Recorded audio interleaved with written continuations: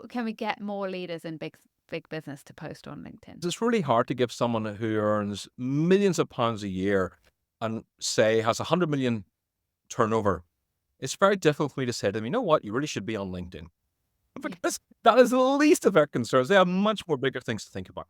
So my advice to them is get your staff on LinkedIn, your sales team, and 100% your marketing team. Because among the worst people on LinkedIn are marketing people. I'm sorry, they're the worst. I spoke to somebody this morning and I asked him, why are you sharing posts for? Because it's a terrible thing to do. It's a terrible best practice. You don't get leads sharing posts. You don't build your following sharing posts. You don't build credibility. Why do you do it? He goes, oh, the marketing team told us to. And I hear this every single week. Marketing people haven't a clue. 99%, again, 99% of people have no idea how to use cold outreach. 99% of marketing people don't know how to use LinkedIn, which is disappointing.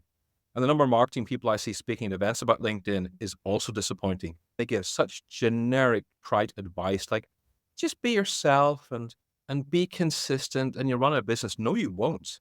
Consistency and authenticity are important, but they're tiny parts of it. There is so much more you have to do as well.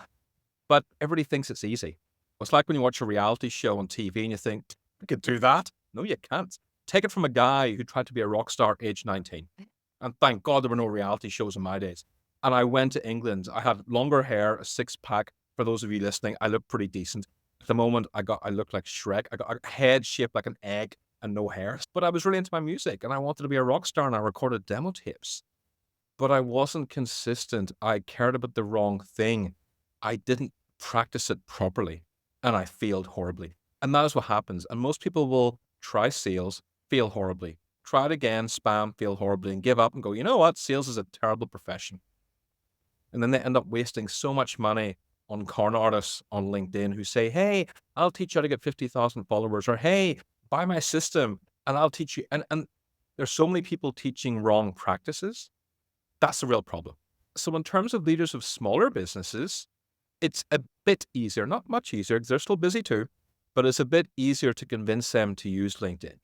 And it's like anything, Charlie, you always start with baby steps. If I've said to somebody, look, you need to be posting 5 days a week, it freaks them out. They haven't got the time or the bandwidth to do that.